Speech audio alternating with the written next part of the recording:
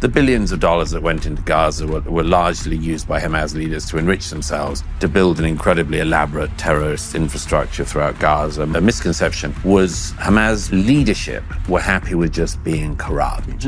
The terrible hand of Iran is behind Hamas and Hezbollah. Iran has absolutely no compunctions about sacrificing every single Palestinian to the cause. What possible response could Israel have except to roll over and what, submit? That's not an option. An army that fights by the laws of war, which the IDF does, the civilized army seeks to minimize the civilian casualties. When an army like that encounters an army that not just desires death for its enemy, but desires death for the people it purports to govern, this thing of the ecstasy in bringing death, it's a death cult, a cult that literally worships death.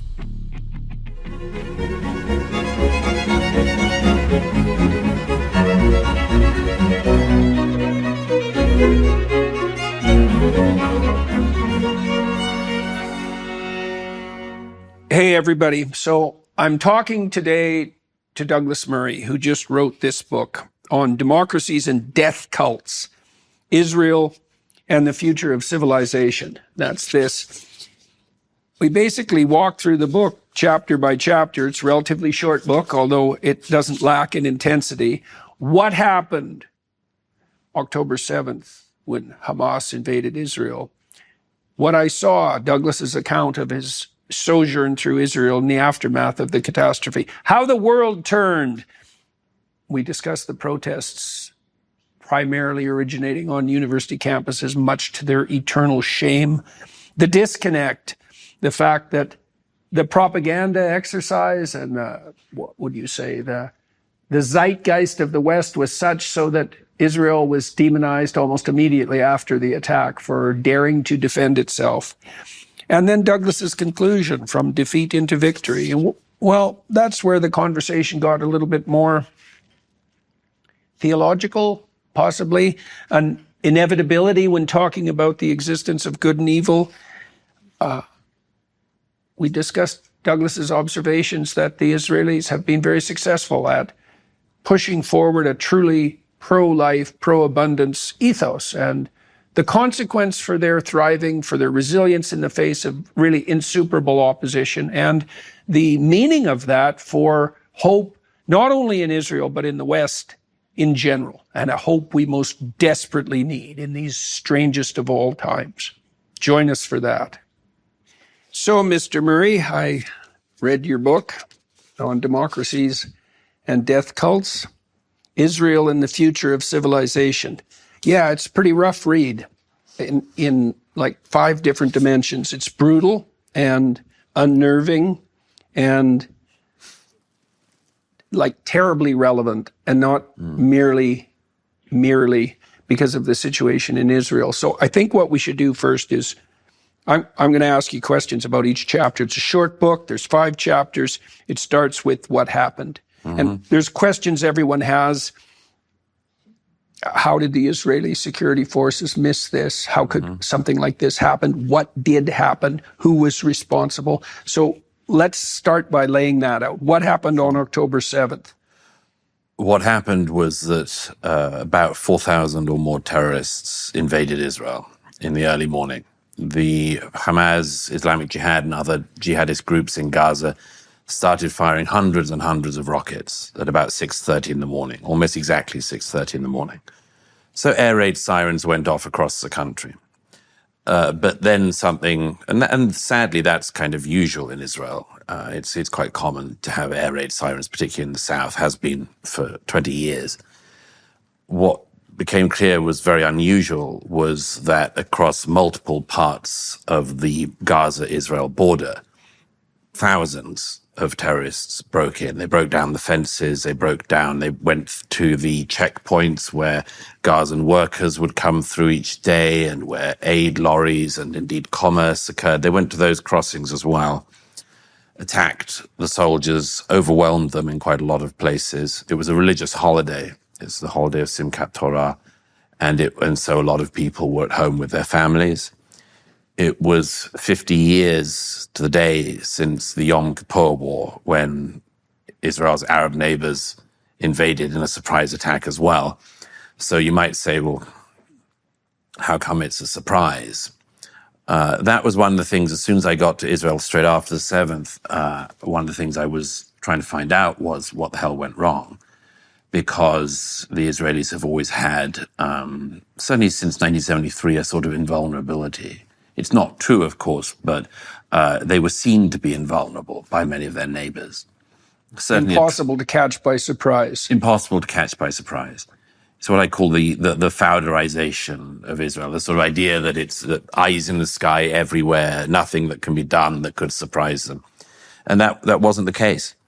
Massive amounts of the security apparatus of Israel failed. Hamas were also very, very clever. They'd done a lot of reconnaissance, using, sadly, Gazan workers in Israel to do the reconnaissance, it has to be said, in the months and years ahead of the 7th. They knew how to take down things like communications. They knew how to take down the security apparatus at the border. And by the time that hundreds and then thousands of people were flooding into Israel, invading, they were going community by community through the south, village by village. They're called kibbutz. They're small communities of sometimes a few hundred, sometimes 1,000 people. And these were peaceful communities, farming communities. And they started to go house by house through these communities, massacring the people inside, kidnapping as well. They came across, of course, because they managed to do the invasion not just by land, but by sea and also by air in hang gliders. They managed to come into the dance party, the Nova Party, where thousands of young people were dancing in the early morning. And there's a debate about whether or not the terrorists knew that they were going to get this really easy pickings of unarmed young people dancing in the morning. But whether it was luck or design, they managed to get to the party and came in on military jeeps and trucks and motorcycles and started massacring their way through the young people in the early hours of the morning. There were a lot of questions I asked about what went wrong on the Israeli side. And there's a lot to find out about, and some of the answers I think I've come to. But although many people in their homes who I spoke to in the hospitals and in the communities in the aftermath of the 7th said the same thing to me, the thing they said was that they'd told their children as they were hiding in the bomb shelters, as their homes were on fire and they could hear people at the door trying to break in. They said that they'd told their children, don't worry, the army will be here in moments. Mm-hmm. And it wasn't. But it didn't fail entirely. There were some army in the area who put up a very good fight. And some of the army managed to get down fast. Some elite units managed to get to the south swiftly, had very, very intense firefights. But one of the other things that happened was that there were a lot of people who I describe, Arab, Druze, Jews, Israelis, who were what I call self-starters, just people who realized that everything was going wrong. The country had been invaded. It was war. And who, through some extraordinary mettle or insight or whatever, sometimes just information, somebody who happened to know somebody in one of the communities in the south who was saying, we're on fire, would just hurtle to the scene and save lives. And that's why I say that the morning of the 7th was a story of catastrophic evil from Hamas and Islamic Jihad. And indeed, the Gazan civilians who came in to join in the raping and the stealing and the kidnapping. By the end of the day, 1,200 Israelis were dead, many, many more injured, and 250 taken hostage into Gaza. By proportion of population, if people were to extrapolate that out to America, it would be about 44,000 Americans killed in one day. Well, the hostage situation is also... And 10,000 Americans taken hostage. Right. That's by proportion of population, if you extrapolate it out. It would be 10,000 Americans being dragged out of their homes and taken into enemy territory by terrorists. But the story was, first of all, of the evils that Hamas committed that day. Secondly, and the suffering that they imposed. Secondly, of course, the failure of much of the security apparatus in Israel, from which lessons will have to be learned, and not just by Israel, but by her allies. But thirdly, as I say, it's also the story of extraordinary people rising to this terrible moment and doing unbelievably heroic things. I tell a lot of the stories of people, for instance, there's somebody who's become a friend called Nimrod who hurtled south in his car. He had been in the army, was called back to base by his commander, but by that point Nimrod was driving south, and he managed to pick up a gun on the way, a single revolver with, I think, 8 rounds of ammunition. Went through every military checkpoint and just, he said he didn't see a live Israeli till the early afternoon. But when he did, he fought and killed many terrorists. There are other people, like there was a young man at the party I mentioned in the book, whose girlfriend I met, who had realized the situation, managed to get a car out of the party. The terrorists were massacring everyone as they came out by car. So they were shooting the cars, so then there was a log jam. But this young man managed to find a way out on another route. And he took 4 or 5 young people in the car, drove them 30 minutes, dropped them off, came back, took another car full of young people, drove again, took them back. Every time they said to him, don't go back again, it's hell, it's death. But he kept doing it. And then the last time he did it, he was killed. But there are lots of terrible stories from the day that I recount. But as I say, it also seems to me to be important to credit the people who survived and who didn't, who showed unbelievable heroism. It didn't really surprise me, I suppose, that there were security lapses. I mean, if you're dealing with an enemy that's absolutely committed, the probability that over some long span of time they're going to find a way through your defenses is, how is that not 100%? If everything isn't locked down and there's any semblance of freedom whatsoever. Yeah. So the explanation you offered about the mythical status of Israeli invulnerability seems to me to be the most effective explanation. That and one other thing, which was what was known as the conception, which I spoke about with military and other political leaders. It's a very interesting thing, this. The conception was effectively, it was obviously a terrible mistake, but was a belief in some of the security infrastructure in Israel, that Hamas were effectively like so many terrorist and radical movements throughout history, that they had been misgoverning the Gaza effectively since Israel withdrew in 2005, but they'd stolen billions of dollars of international aid. Yeah. All the leaders of Hamas were billionaires, thanks to the Canadian, American, European, British taxpayers. For us, seriously. Well done for us. Yeah, that's for sure. Really quite something. Taxpayer funds.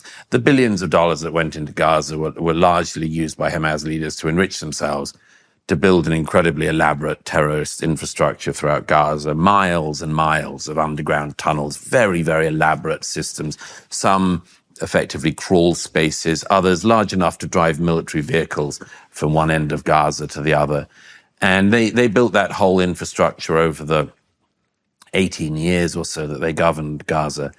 And that was the other way in which they used their money. But the conception, which turned out to be a misconception, was that part of the security apparatus in Israel believed that Hamas leadership were happy with just being corrupt. Mm-hmm. They were living in luxury, penthouses. Corrupt was sufficient malevolence. Corrupt was sufficient. Rather like the Soviet Union and by the 80s, the leaders didn't believe it anymore. They just wanted to drink and have whatever they could in the time they had.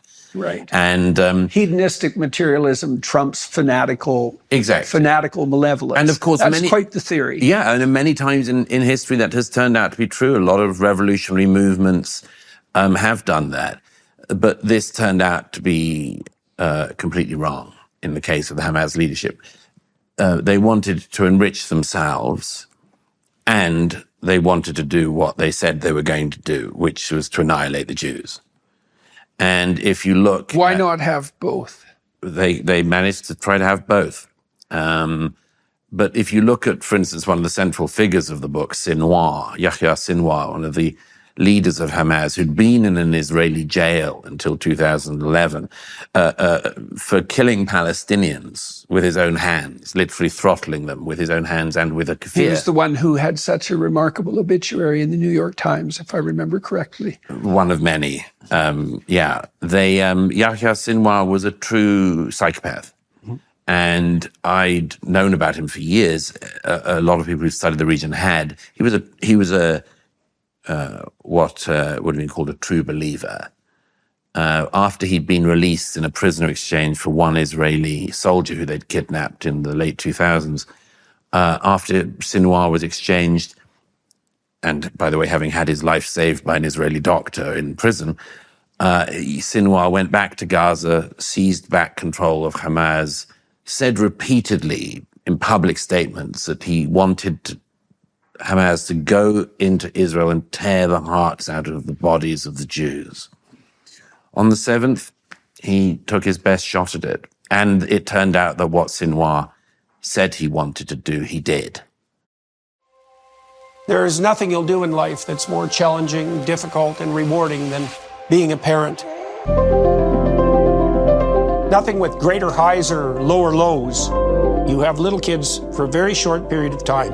It is a major mistake not to notice that and not to appreciate it.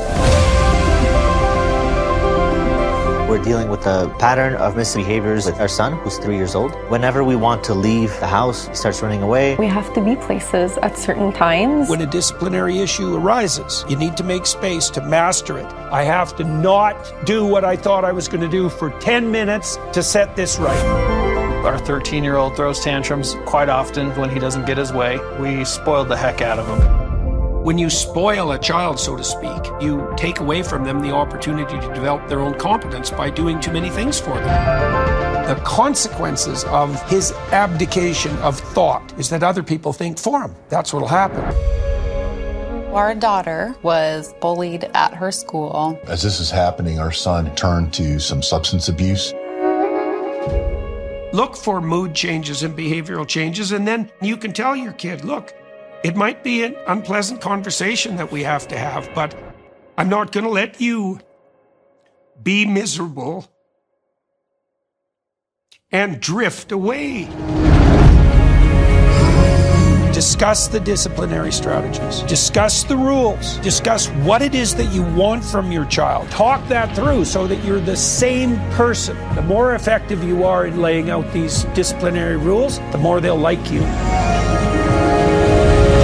Rules consistently applied with minimal force and plenty of patience. You don't want to let your worry destroy the pleasures of the moment. Just because children know less about the world doesn't mean they're not paying attention, and it certainly doesn't mean that they're stupid. They're not stupid, and they're watching.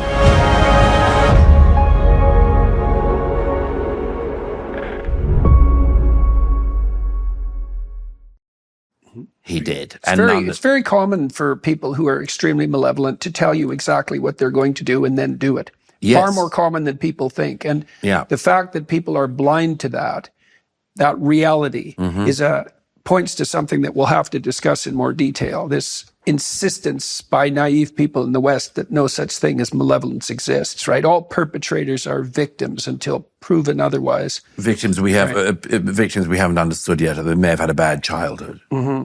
Well, no doubt they did, but there's plenty of people who had bad childhoods who don't turn into malevolent psychopaths. That's my observation. So, yes, it's definitely the case. Let's delve a little bit deeper into what happened. I want to lay some propositions before you. When October 7th made its presence known, the first thing that occurred to me, and correct me if I'm wrong about this, if I have some misapprehension, the terrible hand of Iran is behind Hamas and Hezbollah. Iran has absolutely no compunctions about sacrificing every single Palestinian to the cause in as brutal a fashion as possible to capitalize on the public relations scandal that can be made of that.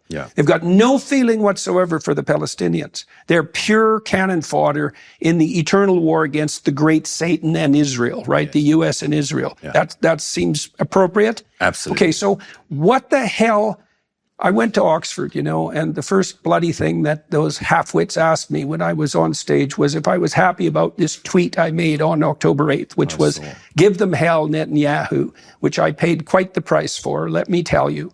And although not so much a price as many people have paid, put it that way. And so what's Israel to do when they're faced with a disposable people, so to speak, that will be sacrificed at a moment's notice by their own leadership, by their own corrupt philosophy, and by the mullahs of Iran? What possible response could Israel have, except to roll over and submit? Well, a lot of people would like them to do that, of course, but that's not an option. There's a famous story that Joe Biden tells. It's actually a good story for Joe Biden. Being Joe Biden, he's told it a lot. But he when he was a young senator, he once met Golda Meir, former prime minister of Israel, indeed the prime minister during the 73 war. And she famously said to Joe Biden when she was showing him around, you forget, Senator Biden, we have a secret weapon. And Biden thought that Golda Meir was going to tell him about Israel's nuclear project. And he was all ears. And he said, "What's your secret weapon?" She said, "We have nowhere else to go." Right. So anyone who thinks that rolling over is a possibility for Israel is simply somebody who wants them to be gone.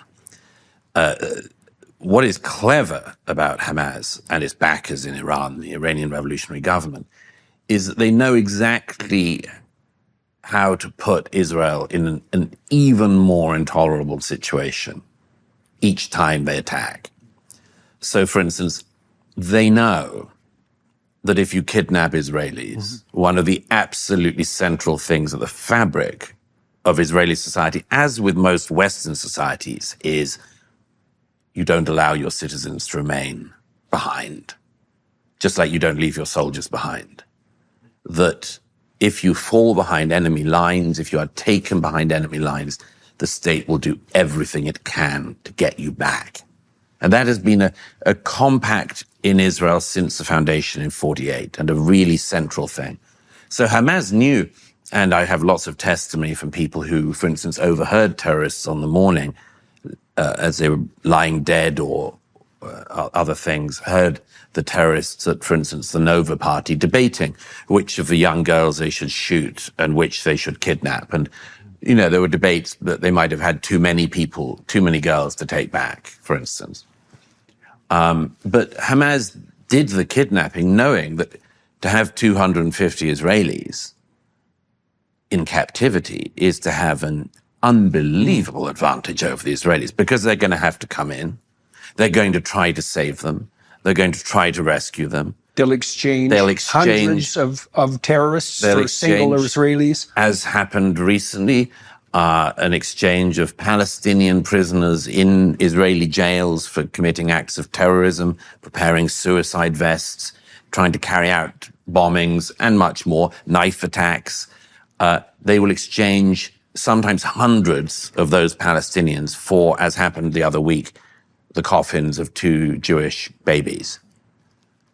So, well, one of the things that's striking about your book is your continued explication of the Hamas and Hezbollah terrorists, psychopaths, their willingness to exploit every element of human decency to wage the most destructive possible of wars, yes. Right? So the tunnels, let's go into that for a minute. So Gaza is 11 by 11 miles, approximately 140 square miles, 350 miles of tunnels, right? Longer than the London Underground, which is a stunning fact. Stunning fact. Longer than London Underground, and as I joked to the British military friend, rather better run. 6,000 entrances, many of them in the bedrooms of children. Oh, almost always where the tunnel entrances come up, they come up in children's bedrooms, in houses throughout Gaza. They come up inside mosques, but they come up inside hospitals. Even in 2014, the BBC acknowledged that the Hamas leadership were coming up from tunnels underneath the Shifa hospital, which is one of their command headquarters. By the way, all of that is, for anyone who cares about this, completely against every law of war. the Geneva Conventions, every convention of war is you are not allowed to fight, you're not meant to fight in civilian clothing, you're not meant to fight and fire from places of worship, you're not meant to stockpile ammunition in hospitals, you're not meant to make civilian homes targets for reasons that our species thought we all understood. Sufficiently victimized perpetrators have no reason to abide by any standards. No, How and about of course, that for an argument? And of course, militarily, this is all to Hamas's enormous advantage, because again, they know that if there is a stockpile of ammunition or a terrorist or a tunnel entrance or whatever in a civilian home, and even if the Israelis tell all the locals to get out, the world's media will say that Israel bombed or invaded a civilian home. Mm-hmm. Or a hospital or a place of worship. There's a member of the Israeli None of those words have the same meaning. None of them. In Gaza that they do in the West. None at all. It's whenever it's reported that, that a hospital has been hit, it's usually reported in the world's press, as Hamas wants, that the Israelis just decided to bomb a hospital, as if they're so evil, these Israelis, that they even bomb hospitals.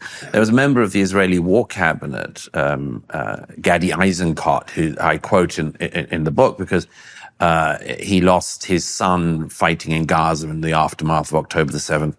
And the next day he lost his nephew, also fighting in Gaza. His nephew was killed because as the Israelis were trying to do this incredibly delicate military operation to get back the hostages, destroy the leadership of Hamas, and minimize any possible civilian casualties, Gadi Eisenkot's nephew was fired upon from a mosque by Hamas terrorists who gleefully opened fire on him and his unit.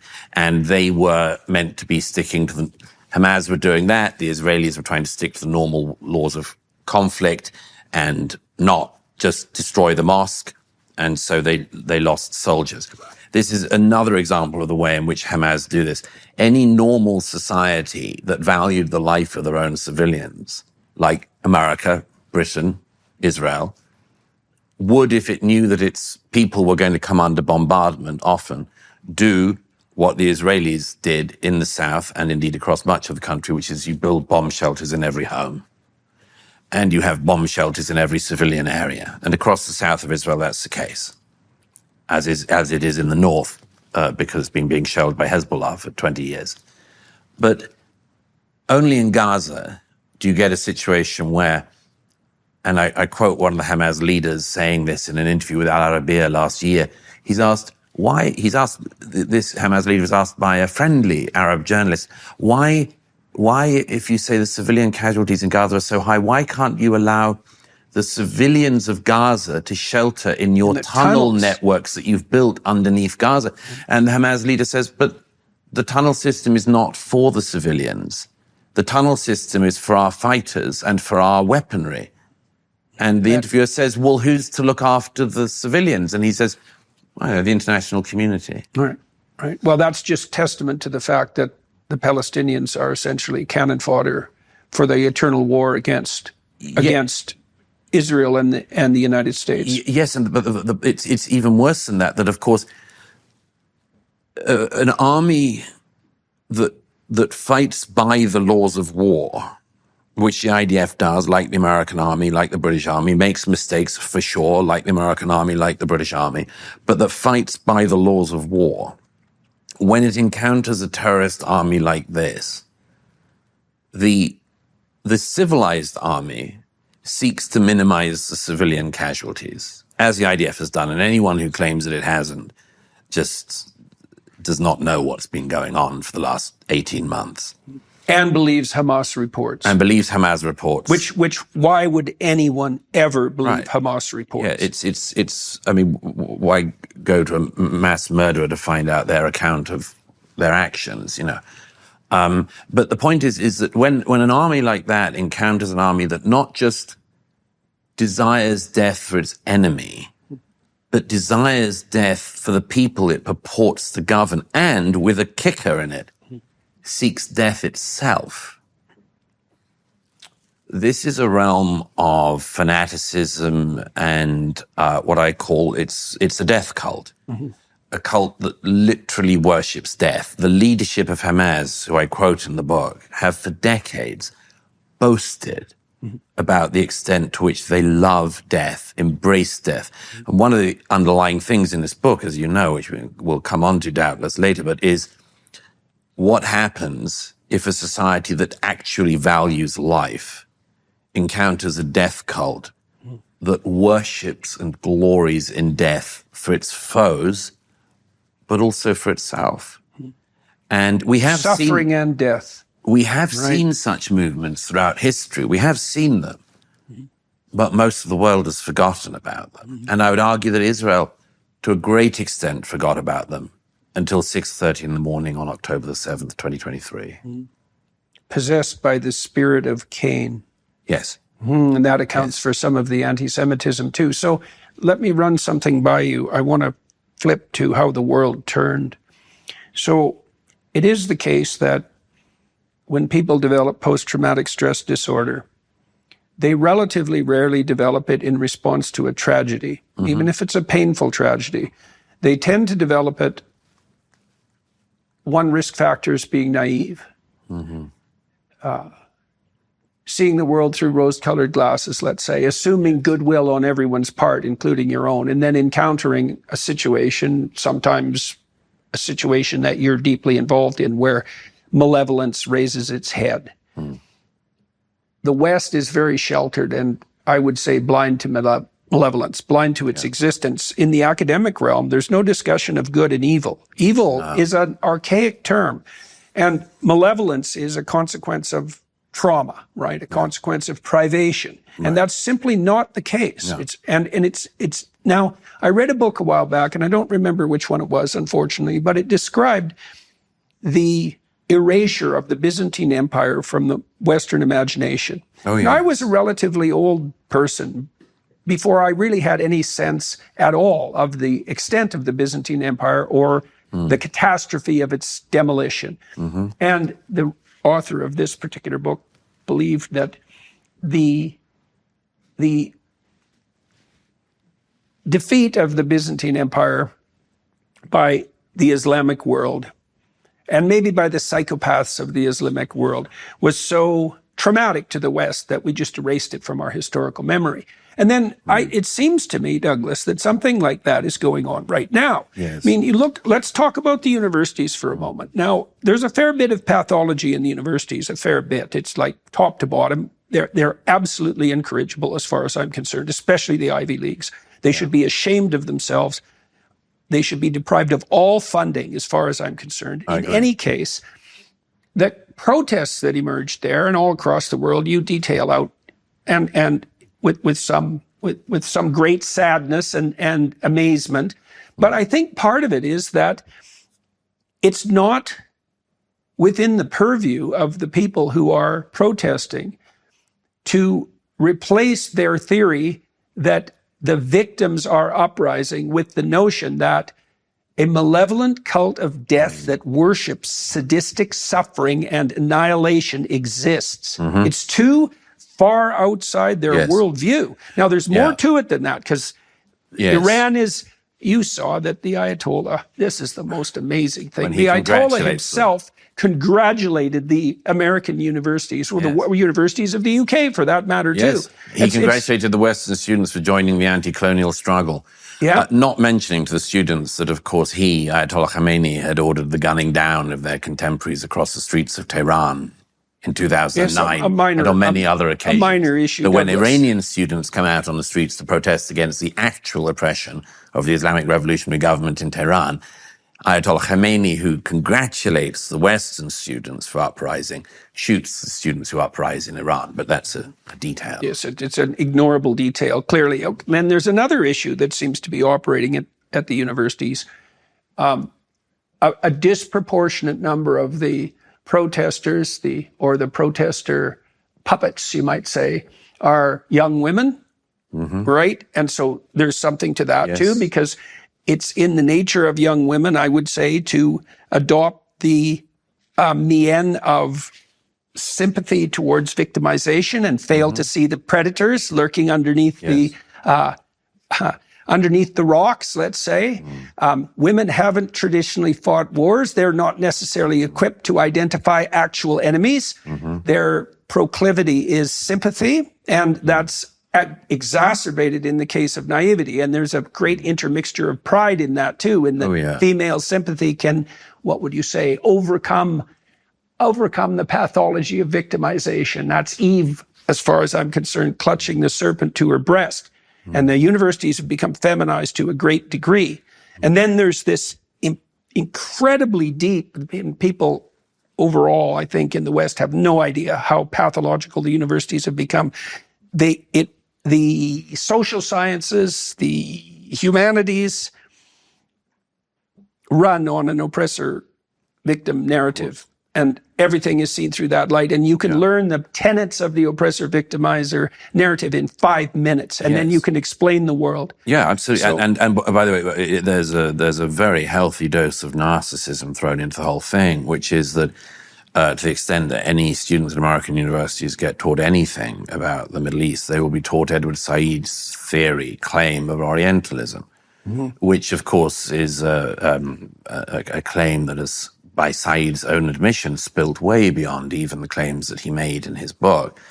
Said's insight, if you can call it that, was that when Westerners approached the Arab and Muslim world, they did so through the eyes of Westerners, which is an observation so banal that only the academy could extrapolate out a whole course from it.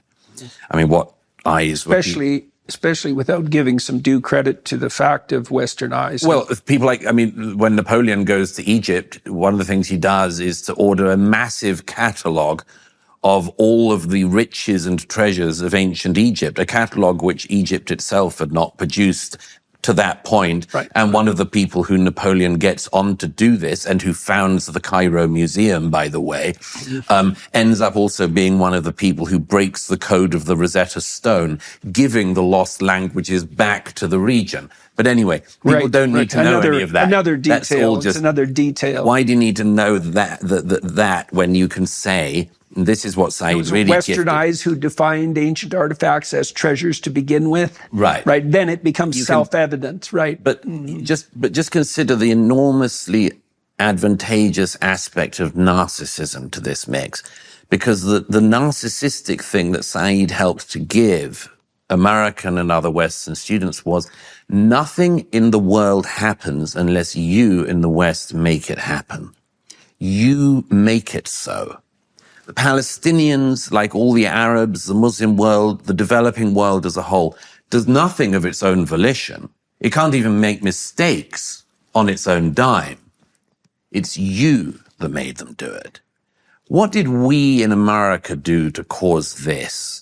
Is the lens, the only lens through which an American student will be taught to look at the world. Why is this happening in China? What did we do to China will be the way, but everything is interpreted.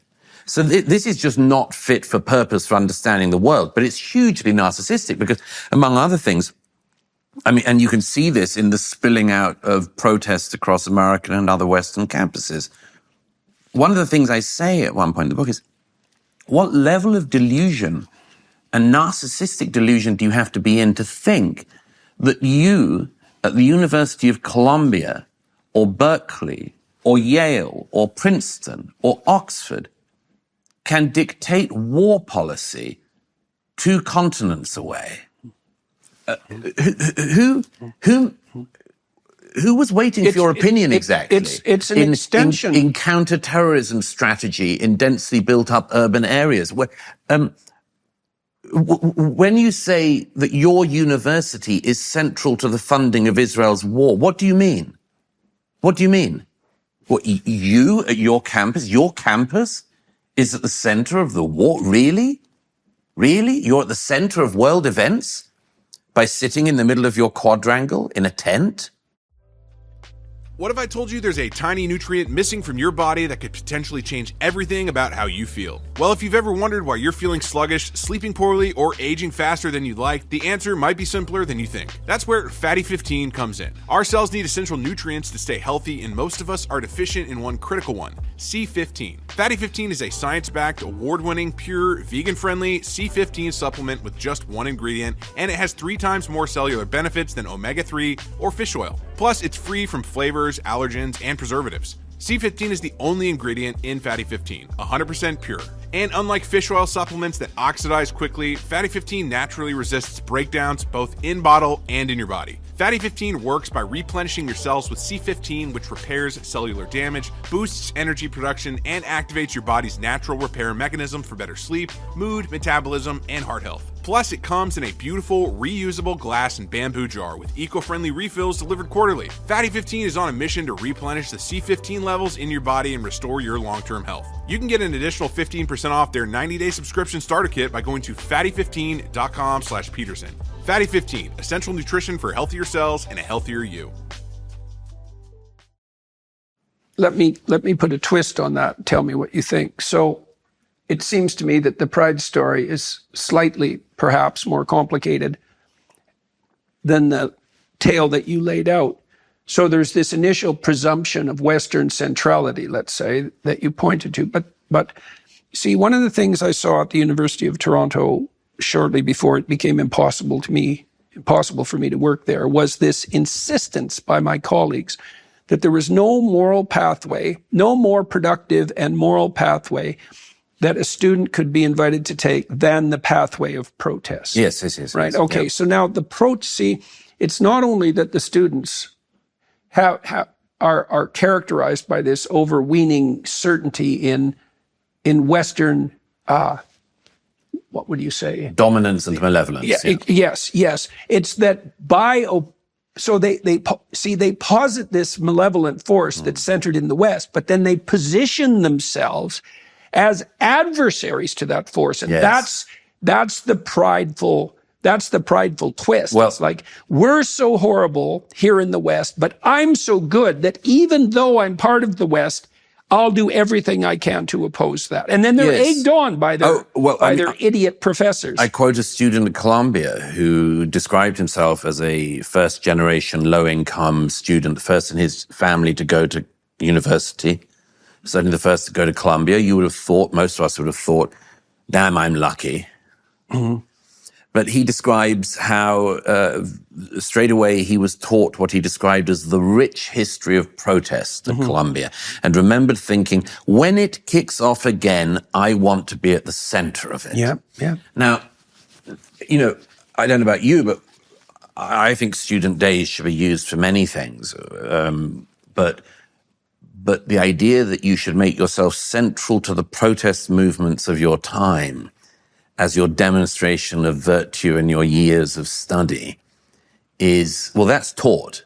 That's taught. That young man was taught that. Definitely. It's because by the culture too. By the not culture. Just by it's the because the professors at totally pointless studies institutes and other things, and sometimes in serious programs, are actually telling their students this. There are a number of former faculty of Columbia that I've spoken to, and some present still, who say this to me. They say, we were teaching this for years. This was all being boiled up by us, by the faculty, for years ahead of this. But the other thing that happens then, just to add to your riff on the sin of it, is that, as you know, one of the conclusions I come to about this is that this has been projection on a vast scale.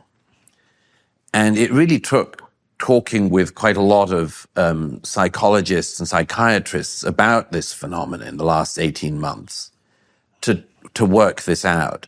There's this rule, as you know, that I go into in the book that I've mulled on a lot, that I got from the great Soviet Jewish writer Vasily Grossman, who appears intermittently throughout the book. And Vasily Grossman had this terrific dictum in the middle of Life and Fate where he says, tell me what you accuse the Jews of, I'll tell you what you're guilty of. And this is unbelievably relevant again and again and again. You know, the Iranian Revolutionary Government says that the Jewish state is a colonialist enterprise. The Iranian Revolutionary Government is colonizing the Middle East since 1979. There's nothing colonist about Islam.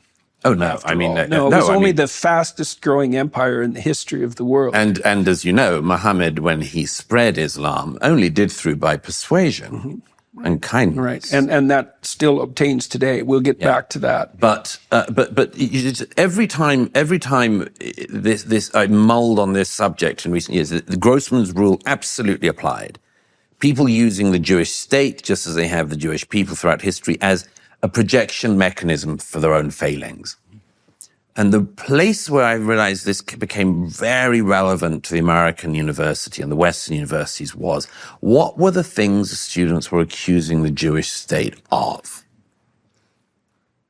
Genocide, ethnic cleansing, white supremacy. So you would laugh at that one because they've never been to Israel. That's a good one. But anyway, so ethnic cleansing, genocide, white supremacy, the various sins that they will always lob at Israel, and they were throwing this at Israel from October the 7th, as they had in the years before, but they really got a push on it after that. And I was thinking throughout this period, as I saw the protests in the West, I thought, why are these terms so familiar? The conclusion I came to was, and it actually was a follow-on from my previous book, The War on the West, where I talked about what was being taught to a generation. And as you know, one of the things I said in that book was, we are teaching young people born in the 21st century in America and the rest of the West that they are guilty by dint of being born here. You are guilty of colonialism because some of your ancestors may have engaged in colonialism. You're guilty of genocide. You carry the guilt of genocide because 300 years ago, people who may not be ancestors of yours but looked like you did this thing, and so on and so on. And I said in The War on the West that this was a very, very dangerous thing because it's a mechanism of guilt with no alleviation mechanism for forgiveness. There's no way to alleviate the guilt. You're just being told you're guilty and you're stuck with it. Now you can see the protests as a manifestation of that attempt to expiate. Exactly. Yeah. One of the conclusions I come to is that this protest movement has been projection on a vast scale. The students accuse Israel of things that the students have been told that they themselves are guilty of. That they themselves, they see Israel as the vanguard of Western colonialism. Exactly. It's the whole story. So this is a giant mechanism of projection, which is why I say when it comes to these protesters, particularly the students in the West, I say, tell me what you accuse the Jewish state of. I'll tell you what you were taught you're guilty of. Right, of course. You were taught that you're guilty of. Yeah. And no wonder that people rebel against that, because how the hell else are they going to expiate the guilt? Absolutely. But here is a way. Yeah. And with the added thing that the Iranian proxies across the West, the Qatari money that has flooded through Western universities, not least American universities, the propagandists, the organized movements. It's not an accident that the same movement crops up everywhere with exactly the same slogans. That, is it generic that students at Princeton again the other week are chanting "Glory to our martyrs"? This is totally imported propaganda just placed over them. And these dolts repeat and repeat and repeat. But all of this has been done so expertly because it plays to the psychological weakness that exists in so many people in the West who have been taught their guilt, have been taught culpability with no means of getting rid of it. But here you have a means. Culpability with no virtue. That's one of the most striking examples of that, I believe, is, I was probably 40 bloody years old before I knew who Wilberforce was. To my eternal shame, it's all part and parcel of the message that the Western colonial powers were responsible for slavery, when the truth of the matter is that the Great Britain in particular, waged war for 175 years on the high seas to eradicate slavery for the first time in history? We not only eradicated, the British, not only eradicated it in the British Empire, but eradicated it on all the high seas. Right. And lost thousands of sailors throughout the 19th century. And every British household paid far more in household goods throughout the 19th century because we weren't trading with slave traders. Right. Compare that, by the way, to the fact that There's at the same reparations. time, at the same time, the Islamic world was gloriously still slaving away, and much of the Islamic world still does, by the way, across Africa and the Middle East, is still doing slaving. So Unrepentantly and with no apology whatsoever. But positively beaming that at the same time they can teach people in the West that Westerners born in the 21st century are guilty of 18th century slaving. So this is an extraordinarily dangerous moment, it seems to me, because the ground that you and I and others have identified for many years of deracination of populations, demoralization of populations, stripping away of all legitimate heroes or ignorance of them, whether it's Wilberforce or Churchill or anyone else, that the stripping away of the heroes, stripping away of the national story in country after country across the West leaves this vacuum. Canada leading the pack, perhaps. Canada, perhaps the world leader. Australia, New Zealand, they could compete. They're doing very, very well. They are. But into this vacuum, something was always going to step. And there is no reason why American or other Western universities or streets, because it's not just at higher education institutions, it's, Union Station in New York shut down again the other week by hundreds of people chanting for Intifada. Yeah. Intifada terrorism in the center of New York. What it is there's no reason why this death cult ideology should find itself worshipped in the free West, apart from the fact that we have allowed ourselves to be deracinated and demoralized and allowed the weakest and most pernicious imaginable ideology to step into the vacuum. Yes, an assortment of weak and appalling ideologies, most particularly the idea that the world can be explained in consequence of the oppressor-victim narrative. Yes, oppressor oppressed, colonizer colonized. Yeah. Proletariat, bourgeoisie, it's the same bloody story. There's another strand to that, by the way, which I gave a lecture on this in New York last year for the New Criterion, which is that even if somebody does use the term evil in the West these days, and people are very uncomfortable about using it because of its theological framework, if you do hear the word evil used in the West, in the Western press, I give examples of this, what will people describe it as? Almost inevitably, they will resort to Hannah Arendt's lamentable definition of the banality of evil. And if anyone is interested, they can go and read the essay online that I wrote about against Hannah Arendt's appalling, misguided, and provably wrong theory on the banality of evil, which she applied to Eichmann, the leading Nazi and architect of the Holocaust. The facade is banal. There was nothing about Eichmann that was banal. He just fooled Hannah Arendt. But she through her half-baked theory, that's the last bit of the use of evil I notice in the public realm. Something will happen, like, for instance, when drummer Lee Rigby was beheaded in broad daylight on the streets of London in 2013. The next day, a columnist at the Telegraph, a conservative newspaper in the UK, described the act as banal. The Guardian. That means it didn't happen to him. Said it was a sort of yes, exactly. It's hard to see decapitation as banal, unless you just have no other word to use in the environment of evil. But one of the things I want readers to come away from On Democracies and Death Cults thinking about is exactly this. Maybe there is such a force in the world. Maybe evil really does descend. Maybe it actually exists. So when did you come to that conclusion? Like, what And is that a theological conclusion? I mean, when you start talking about the landscape of good and evil, you're perilously close to the religious world, or you're in it.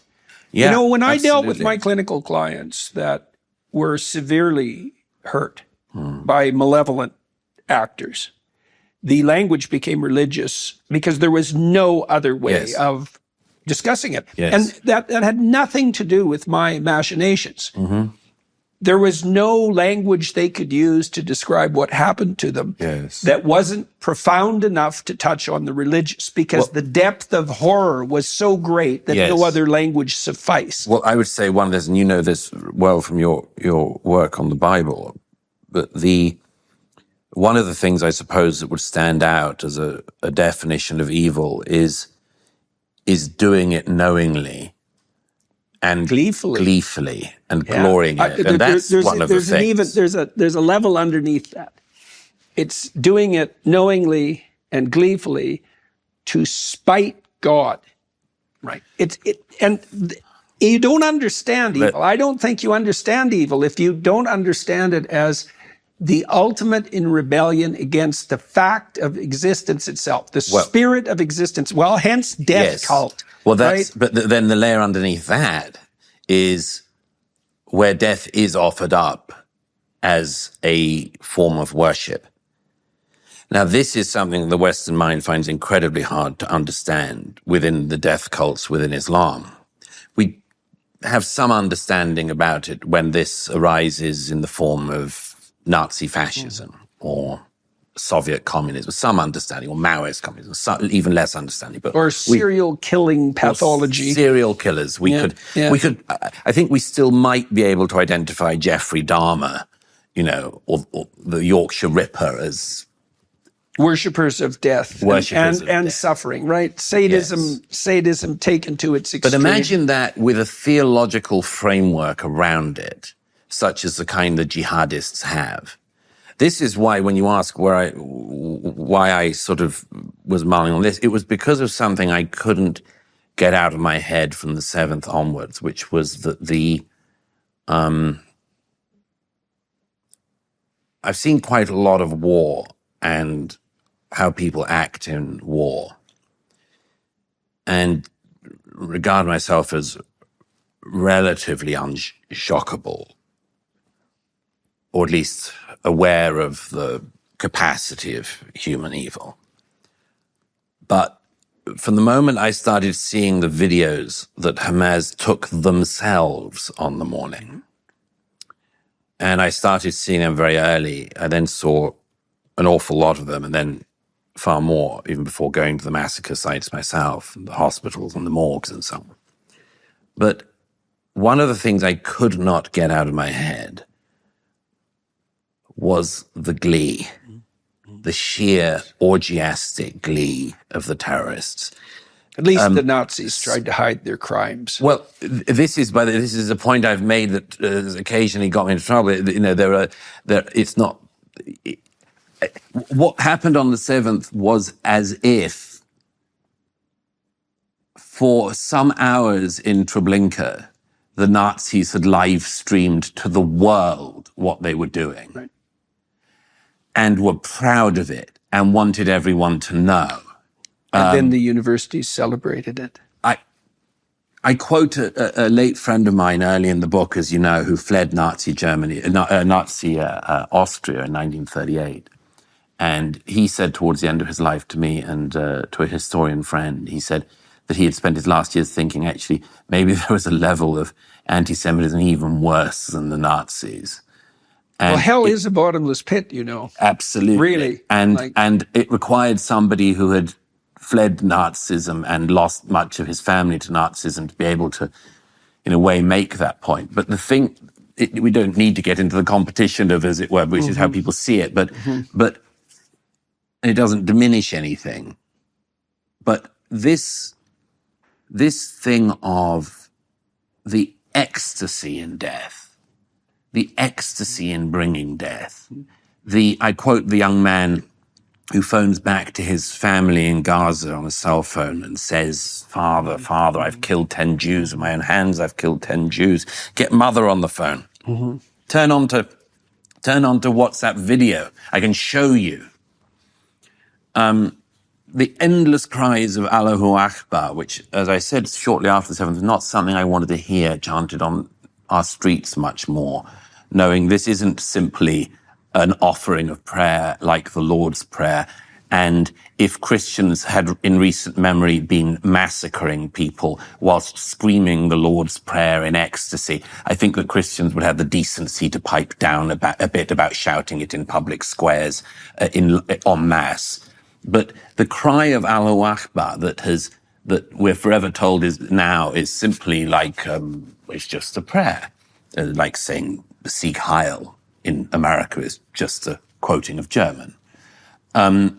The use of Allahu Akbar by the terrorists as they're removing a young man's head with a shovel or raping girls and then killing them. Thinking ahead in most everything usually ends up saving you time and money. It's kind of like mapping out your route before a road trip rather than figuring it out as you go. The same goes for creating a trust and a will. Creating a trust and will doesn't have to be a headache. The traditional way can eat up so much time that you might keep putting it off.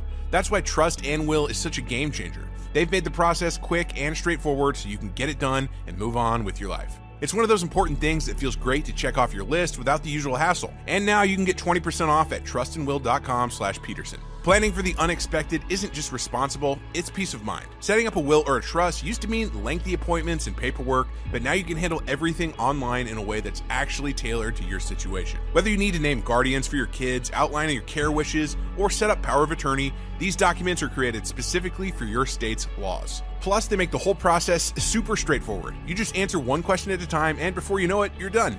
Everything gets stored securely in one place with top-notch encryption, which saves your family from scrambling to find important papers later on.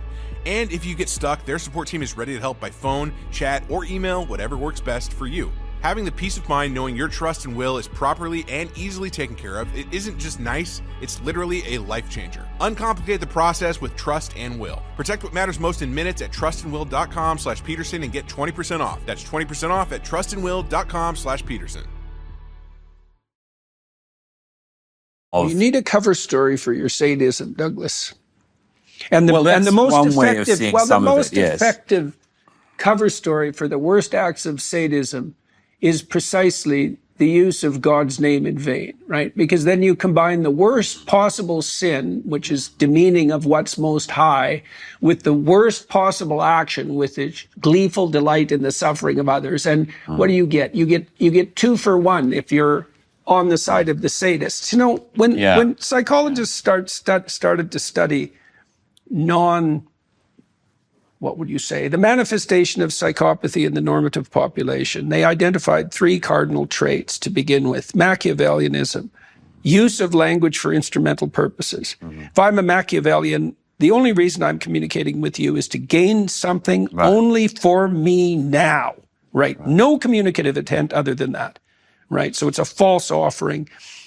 Psychopathy, so that's parasitical predation, right? And narcissism, the desire for unearned status. Okay, well, that was the dark triad, but they had to add sadism to it because those 3 things in combination appear to inevitably lead to sadism, which is exactly that gleeful delight. And then once you've compiled those 4 demonic traits within you, once you've turned yourself over to that spirit, why wouldn't you claim that you were doing it in the name of what's highest? How the hell else would you live with yourself?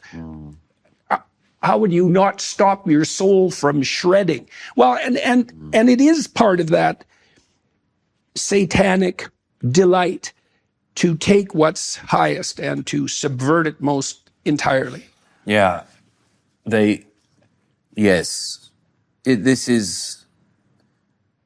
These are bottomless pits, as you say, Jordan. But there is something I think one can say about the awareness of what you're doing as being wrong to this extent, that and still enjoying it. There's a story I tell. You're enjoying it because it's wrong. right? That's part of that And also, pride. well, also with another layer, which is that you have been taught that the people you're doing this to are subhuman. Yeah, and you're pretty damn willing to learn it too, because boy, that gives you absolute license to do whatever the hell, whatever possesses you wants you to do. There was a rather heavy, I'll do it quickly, but a rather heavy day when I went in to see the Hamas terrorists that had been captured alive. And one of them I recognized. And that was a moment where I really did think again about the nature of evil. And yes, it's hard not to think of it in a theological context in this. There was a family who on the 7th were in their home in a small community in the south. And the oldest boy was a teenager, had already gone to the beach with friends, and a landing craft of Hamas came in and they killed him and his friends. And then they went to the community, and the father of the family was there in the house and ran into the bomb shelter with his 2 teenage sons. I think the boys were 10 and 12 or thereabouts. And the terrorists came in, and the father, I've seen the video several times, it's pretty gruesome, but the father takes his 2 sons into the bomb shelter with him, and the Hamas throw a grenade in, and the father threw himself onto the grenade to save his sons.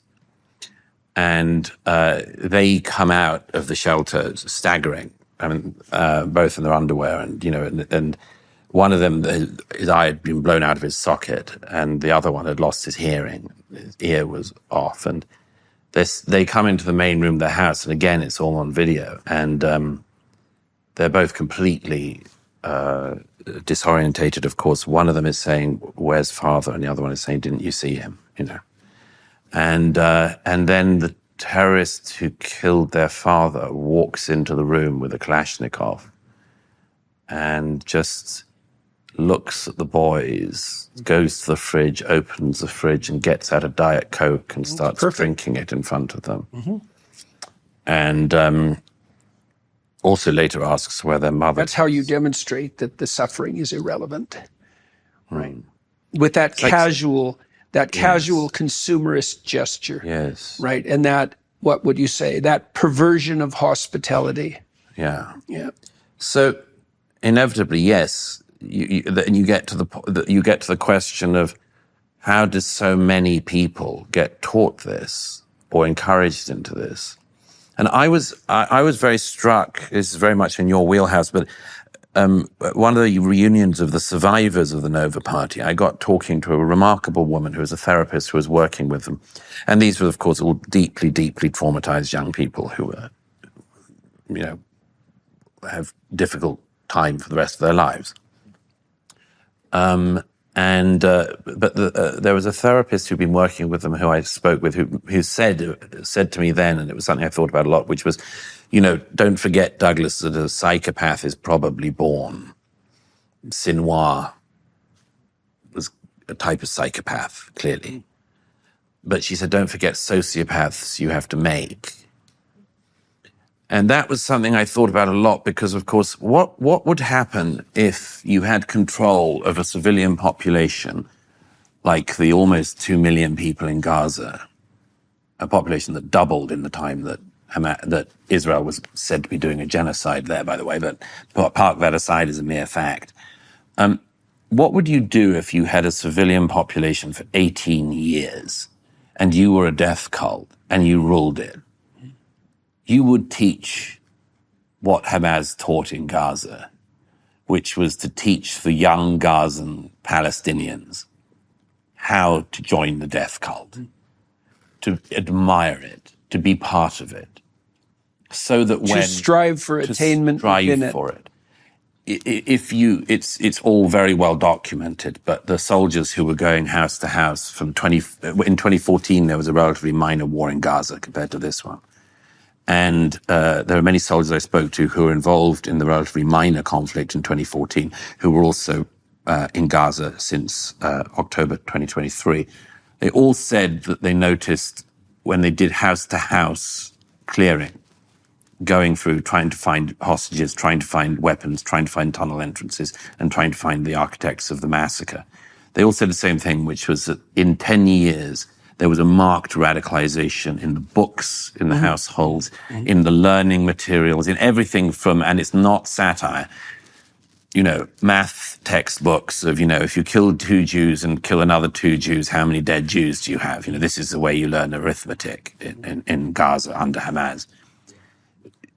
This is something that many of us noticed and had warned about for years. But the fruit of this education system, the fruit of this indoctrination was October the 7th. And look at it. It's been it was a catastrophe for the Israelis, and it's turned out to be an utter disaster for the citizens of Gaza. There's an immaturity and self-centeredness about psychopathy that's probably intrinsic. So, and it does vary to some degree with temperament. Like, there are violent 2-year-olds. And most of them are socialized by the time they're 4. And the ones who aren't are never socialized. They burn out in their 20s. But immaturity itself is egocentric and pleasure-seeking and power-dominant. And there's no reason to assume that you couldn't maximize that with the proper training. I mean, we train people. Yeah. I know it's a rough realization if your soul is Rousseauian and you believe that there's nothing but good in the heart even of children. And it's not that I have anything against children, and I think they're delightful, but before they're socialized, they're not social. Yes. And so it's not that hard to maintain not being social. And then the consequence of not being social is you're alienated, you trust no one. So then you live in a society where, what's it like to live in a society where you can trust no one, where there's no social groupings, where everyone's hell-bent on destruction? Well, it's going to turn you against the world. And that's a temptation to begin with. In the Cain and Abel story, Cain's temptation is to nurse resentment in consequence of the failure of his second-rate offerings, instead of to learn. And he kills Abel, and he fathers the genocidal masses. Well, this is one of my conclusions about the nature of, specifically of anti-Semitism. It goes back to that Grossman quote, that it acts as a mirror to the failings of the person who suffers from it. So that, for instance, Israel's neighbors could notice that the society is GDP. The Abraham Accord signatories deigned to notice that, and thank God for some small mercy. That this country is doing awfully well, considering the existential threat to it constantly from its neighbors since its creation, since literally the minute of its creation in 48.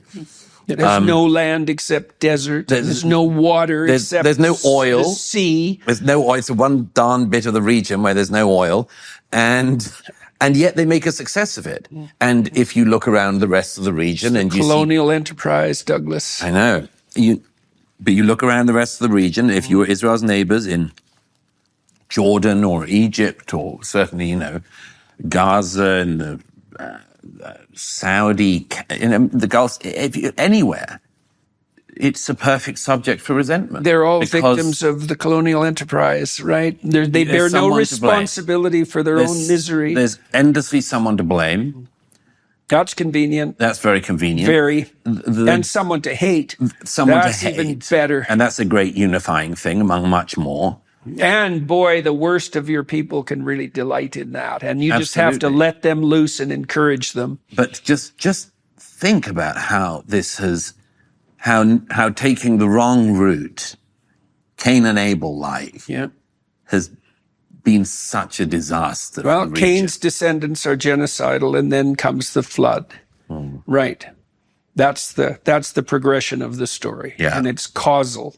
Yes. It goes from the failure of the individual, the willingness to turn to resentment and bitterness, and then murderous sadism, and then to be the father of the genocidal masses. That's one of the reasons why, as you know, I do get theological in this book eventually, because you can't not. That's the problem with looking at evil. Yes. That's right. It's really right. There's. But it's 2 things really, Jordan. It's first is that, as you say, I think we agree that it's hard to contend with evil unless you have some kind of theological appreciation of it. But the second thing is, of course, that comes from that is that one of the things I think about in the book is, well, then what's the opposite of that? Yeah, right. Well, that's the next question that arises, right? That's exactly what would you say? The sequence of thoughts that occurred to me after I spent 20 years studying Auschwitz and the death camps and the Soviet Union and Maoist China. It's like, well, there's hell. There's some way out of that. There's some place that's not that. There's a place that's as far away from that as you could imagine. And there's a pathway to that. Yeah, well, the mythological landscape is the world of good and evil. No doubt about it. So let's turn to the end of your book. The 2 parts, the disconnect, we've covered that to some degree, from defeat into victory. So one of the things that struck me about your book, and I believe this to be the case, is that as Israel goes, so goes the West. The reason that we're all obsessed with that part of the world, when there's many wars we could be talking about, is because, that's where the tire hits the road. Yes. If Israel goes, Europe goes. Well, that's certainly always been my belief. And some people might say, well, how could a state that's not yet 80 years old be so central to the West? And you go, it's not because it's just any other state. And it's not exactly 80 years old. No. And so if you begin to contend with what it is the death cults are onto and what their supporters in the West might be onto,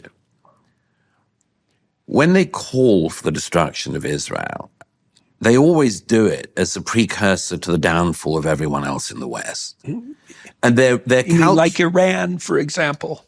Whether it's the Ayatollahs in Iran with the little Satan Israel, great Satan America, Britain, Canada, medium-sized Satans, whether or not it's the Iranian revolutionary government doing it for the protesters are right. Israel is the vanguard of the West. Well, here's the thing.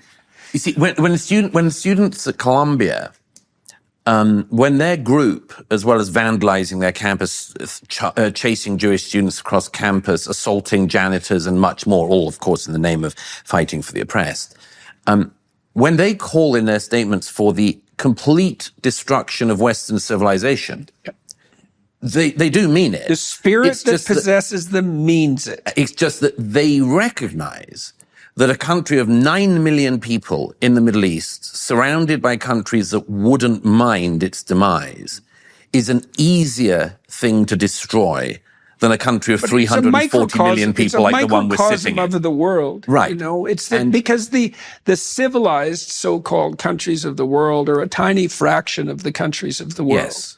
And so Israel, in its existential condition, replicates the condition of the West in a microcosm. Yes. And of course, one of the, if not the absolutely central things in the West, which is the tradition of the Bible. The point I'm getting to is... You talked about that in terms of the celebration of life. Yes. Right? Life more abundant, for example. The point I'm getting to exactly is that when these people, whether it's the protesters in the West or the death cult itself in Hamas, Hezbollah, and others, I think they might have chosen their target well. I think they're onto something. They do know that if you take this out, everyone else is vulnerable next. It's very clever target selection. Not just because of size, but because of... Theologically, what it means. Absolutely. What it means theologically. And that's why I get onto this thing that, you see, again, it goes back to your thing about how ignorant we are in the West about the reality of evil, among much else, is the presumption that everyone wants what we want, for instance, which, among other things, is also just narcissistic projection. I mean, maybe everyone else doesn't want what you want. Maybe they want something totally different entirely. But one of the things... Like their women to be covered from head to toe so they can only see out one eye and never talk. Maybe they want that. Maybe they want that. Since they're pursuing that. And, one of the things I thought of a lot when I was covering the, obviously this is also, as you know, a first-hand account of Israel's response in the conflict. One of the things I thought about a lot was what the spirit is that animates in response to the death cults. And I realized that it is, it's there in our texts. It's there in the books. Therefore, choose life. Therefore, choose life. That's Deuteronomy. for sure. Deuteronomy. Yeah. Choose life that you and your descendants might live. When I was thinking about that, I thought I was reminded of that phase of the new wave atheists in the 2000s, of which I was distantly a part, who used to say things like, well, the Ten Commandments, they're so obvious. I mean, they don't need to, why do we need to be told not to murder? Because you were murdering. Because humankind didn't know that you shouldn't murder. There's envy. We could talk about envy. If you don't think that's an a priori condition, right, you are very naive. So I heard that for many years about the Ten Commandments, and it was done in I think, usually naive and flippant way. But when it comes down to this one, literally the commandment to choose life in the face of whatever odds. Yeah, whatever odds. As the psalmist says. That's the story of Job. Exactly. And as the psalmist says, I shall not die, but I shall live. One of the things that I recount in the book is just the number of examples I came across from people who had stared right in the face of death, right in the face of evil, and who even in the face of it and in the aftermath of it had at the core of their being, I shall not die, but I shall live. And even in a military response, you see the difference between these things.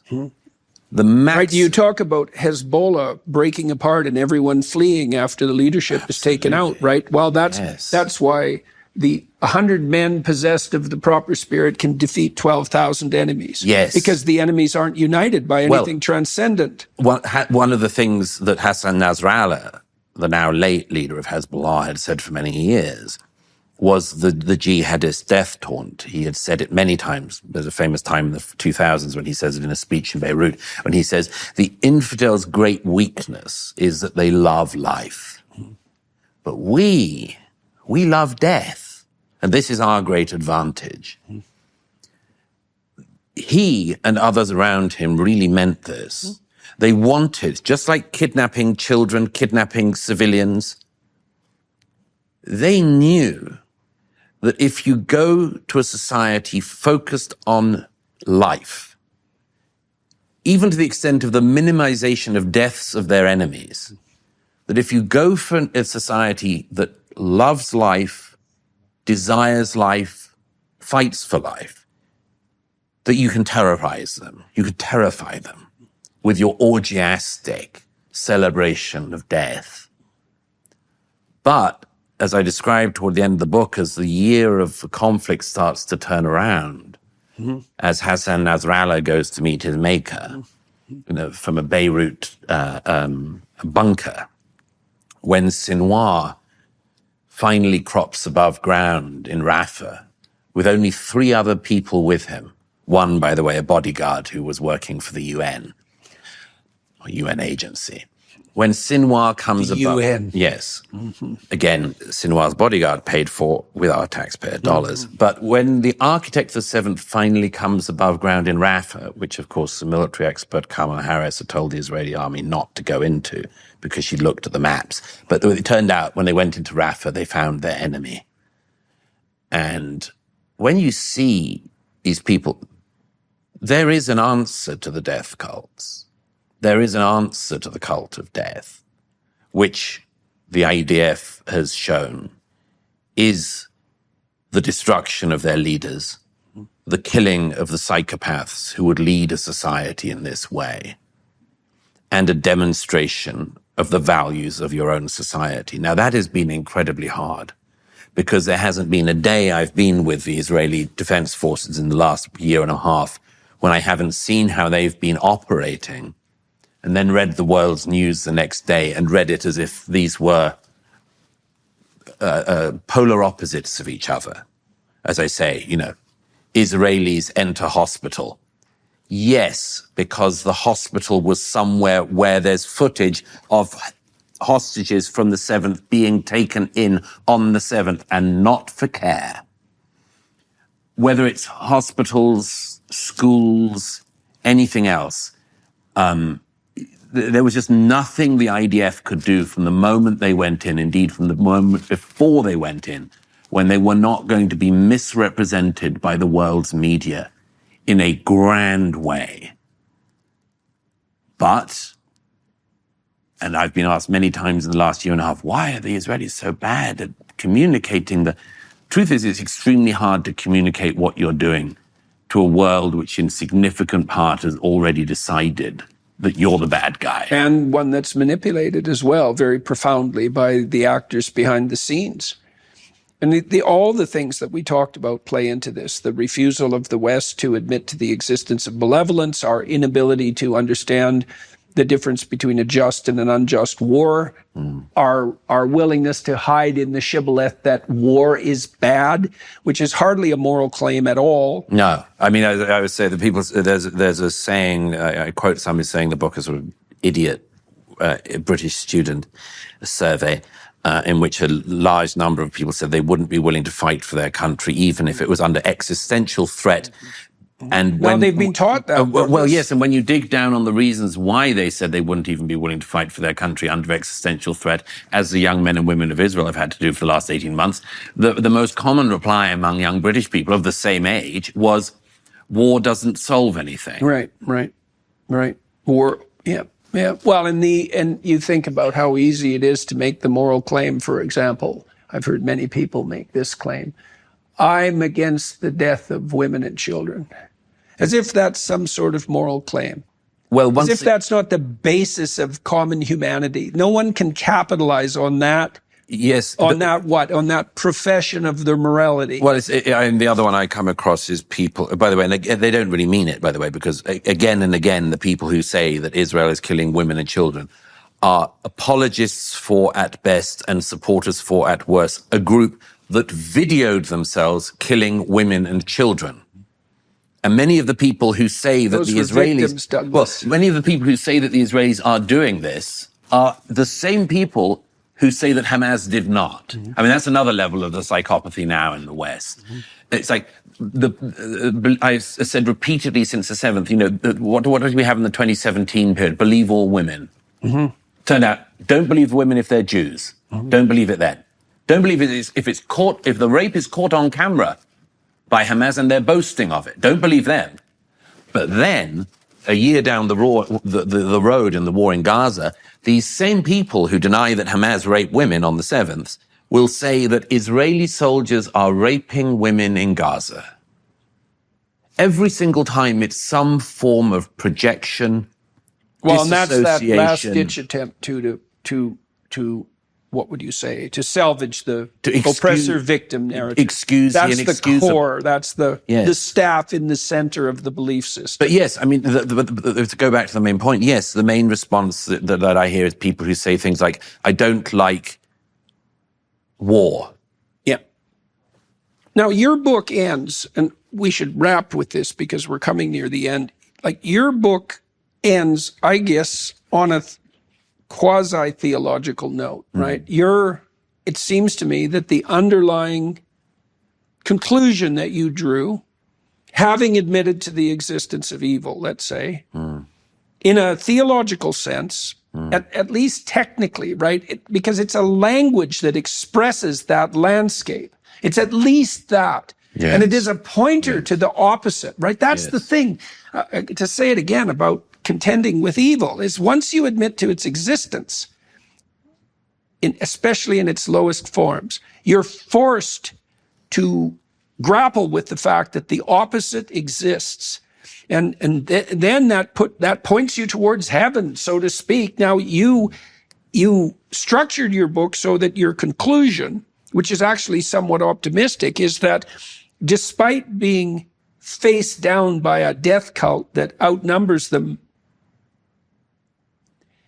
geometrically, the Israelis are still there. Yes. And they're thriving. Yes. And there are forces within the Islamic world that have recognized that and that are doing their best to what? Not even so much reconcile themselves to that fact, but perhaps even to welcome it. Yes. And that's held after October 7th, which was a complete bloody miracle. That was the Abraham Accords. And that's what I want to talk to you on the Daily Wire side, because I would like to talk to you. We didn't get into the issue of Islam versus Christianity and exactly how that might be conceptualized and mediated. But I'd like to do that on the Daily Wire side for all of you who are watching and listening. That worship of life, right? It's the axiomatic presupposition that it's no different than the presupposition, I think, that people are made in the image of God. It's just different language. And that points to what? That points to a transcendent good that's encapsulated in the Jewish scriptures and in Christianity as God. Yes. God's the spirit that demands that life be valued above all, really, above all. Yes. Not above God, perhaps. But Yes. and that's more like a definition, you know? Yes. And then the question is, and I've thought about this for a long time, well, what if you abandon your belief in the goodness of life? Job refuses to do that. The antinatalists abandon their belief in the goodness of life. Yes. The cascading consequences of that are genocidal. That's where it ends, always. Yes. And that's what's happening. But the opportunity to see the opposite of that. Yeah. To see the opposite of the antinatalism, for instance. Yeah. Israel has the only positive birth rate in the Western world. And not just among the religious, among the secular as well, which is blowing the minds of a lot of demographers. As it should. As it should. We thought this was only... As it should. You'll notice that your most secular Tel Avivians will be having more children than themselves. They're more than 2 children a couple on average per relatively The Israelis have pulled that off, and the Hungarians haven't even been able to manage it, even though they're trying very hard. Yes, but you see, that points to one of the central things in it. You probably can't fake that stuff up. The Hungarians, for instance, and I think the Poles, when they wanted to encourage people to have more children. It's economically. Yeah. If you have a 4th child, you will pay no income tax on the 10th year of this. Maybe people don't structure their lives like that. Why is it that... So there's an anti-Marxist thing to say. But how about if... I mean, look at the difference between a Hungarian couple who are working out the tax break advantages of having a 4th child, but deciding not to have a 2nd child, versus an Israeli family in a war zone still creating life. Right. That's not a tax incentive thing. No. That is at a far, far deeper level. Right. And it is to do with a commandment. It is to do with a commandment.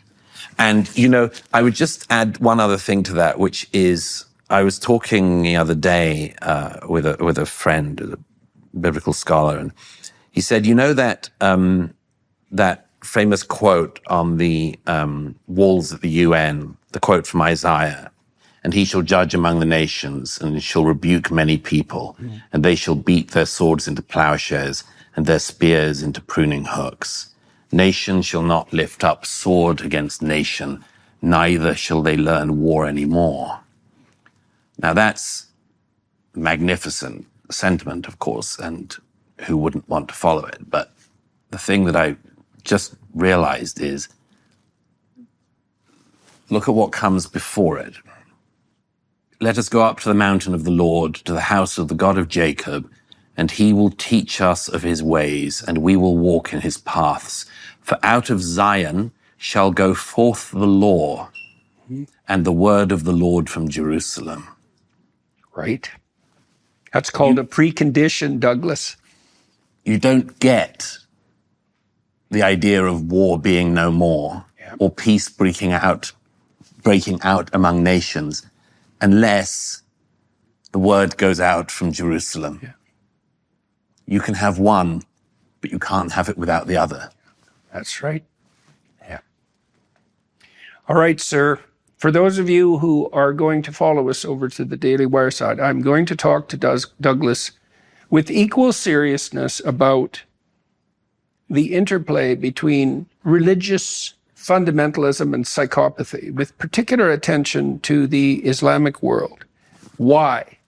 Because there are signs of hope for a rapprochement between Christianity, Judaism, and Islam, mostly in the form of the Abraham Accords, perhaps in the actions of the United Arab Emirate, and perhaps the Saudis. Now, there are many things to untangle before that becomes a reality, and I would like to discuss some of those thorny issues with Douglas. If you want to join us on the Daily Wire side, that's where we're headed next. Thank you, Mr. Murray. Thank you. Yes, that was a hell of a read, and it's quite a remarkable thing to have managed, and I'm amazed you're still in one piece, both physically and psychologically. So, thank you. Yeah, you bet. And thank you to all of you for your time and attention, and to the Daily Wire for making this possible, to the film crew here in Scottsdale for making arrangements to have this happen today. Bye-bye.